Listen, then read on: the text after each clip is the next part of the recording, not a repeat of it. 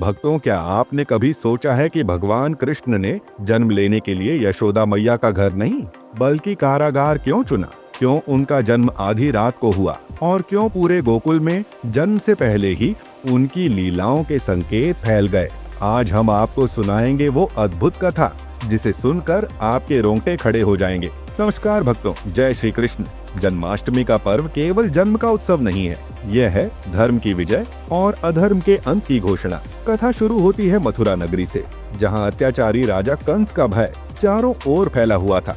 एक दिन कंस अपनी बहन देवकी की शादी उसके प्रिय मित्र वासुदेव से करा रहा था, लेकिन जैसे ही रथ में देवकी बैठी, आकाशवाणी हुई, हे कंस, जिस बहन को तू इतने प्रेम से विदा कर रहा है, उसी की 8वीं संतान तेरे अंत का कारण बनेगी। यह सुनते ही कंस का चेहरा क्रोध से लाल हो गया। उसने अपनी तलवार निकालकर देवकी को मारने की ठानी, परंतु वासुदेव ने वचन दिया, तुम्हें मैं हर संतान सौंप दूंगा, बस मेरी पत्नी को मत मारो। कंस ने यह स्वीकार किया और यहीं से कृष्ण जन्म की तैयारी आरंभ हुई। देवकी और वासुदेव को मथुरा के कारागार में कैद कर दिया गया। पहली 7 संतानें जैसे जैसे जन्मी, कंस ने उन्हें निर्दयता से मार डाला, लेकिन हर बार आकाशवाणी, हर बार संकेत एक रहस्य को जन्म दे रहे थे। अष्टम पुत्र कौन होगा, कब आएगा, कैसे बचेगा? श्रावण माह की कृष्ण पक्ष की अष्टमी की रात मथुरा में घनघोर अंधेरा था। बादलों की गड़गड़ाहट, हल्की बारिश और चारों ओर शांति। अचानक कारागार की सलाखों के बीच दिव्य प्रकाश फैला।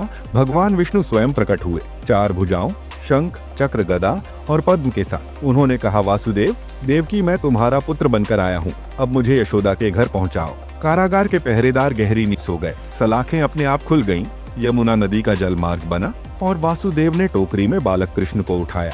यमुना ने उनके चरण धोए, नागेश्वर ने छत्र बनाया और गोकुल पहुँचते ही वासुदेव ने नन्हे कृष्ण को यशोदा मैया के पास सुला दिया।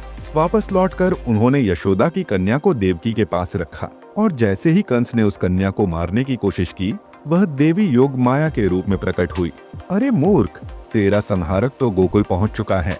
भक्तों, क्या आप जानते हैं कृष्ण का जन्म कारागार में इसलिए हुआ क्योंकि ये संसार को यह सिखाने का संदेश था कि ईश्वर कहीं भी जन्म ले सकते हैं, परिस्थितियों से नहीं डरते बल्कि उन्हें बदलने आते हैं। और आधी रात का समय इसलिए चुना गया क्योंकि यह तमस से प्रकाश की ओर जाने का प्रतीक है। जन्माष्टमी हमें सिखाती है कि चाहे अंधकार कितना भी गहरा हो, सत्य और धर्म की जीत निश्चित है। हर संकट, हर कंस अंततः समाप्त होता है और जीवन में कृष्ण का प्रकाश जरूर आता है। यदि यह कथा आपके हृदय को छू गई हो तो जय श्री कृष्ण लिखकर कमेंट करें और वीडियो को लाइक व शेयर करें ताकि हर भक्त तक यह दिव्य कथा पहुंचे।